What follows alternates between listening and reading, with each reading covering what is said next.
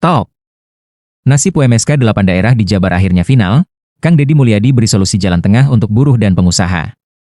Bandung, 29 Desember 2025.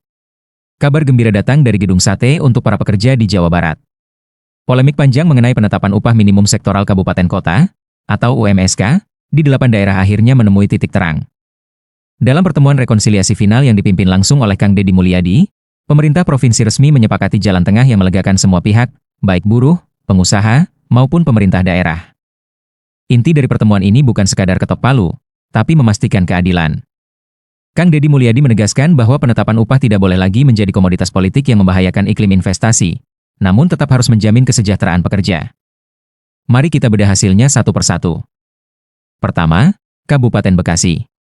Dari usulan awal sebanyak 60 sektor, setelah disisir menggunakan data risiko kerja OSS dan BPJS, akhirnya disepakati 15 sektor industri yang masuk kategori UMSK.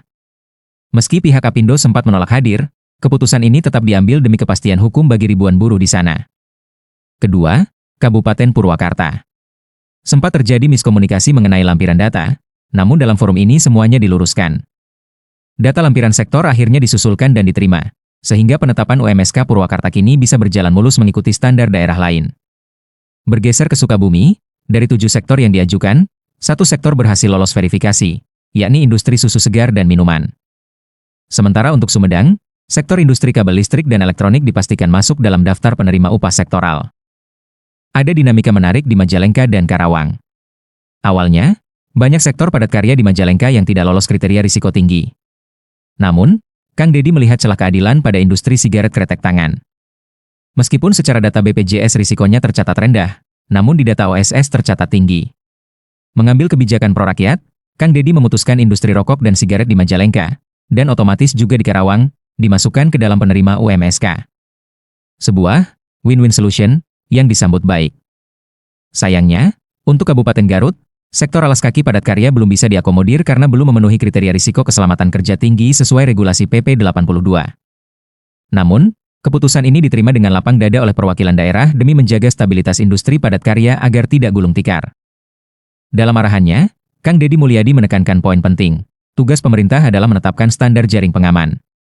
Selebihnya, besaran detail angka upah sektoral idealnya menjadi ruang diskusi bipartit antara perusahaan dan serikat pekerja, karena merekalah yang paling paham kondisi, dapur, masing-masing. Keputusan rekonsiliasi ini menjadi bukti bahwa dengan dialog terbuka, benang kusut bisa diurai. Regulasi ditegakkan, namun hati nurani tetap dipakai. Kini, para buruh bisa bekerja lebih tenang dengan kepastian upah, dan pengusaha bisa kembali fokus memacu produktivitas di tahun depan. Demikian ringkasan hasil final UMSK Jawa Barat. Semoga keputusan ini membawa berkah bagi ekonomi warga Jawa Barat. Sampai jumpa di update berita selanjutnya.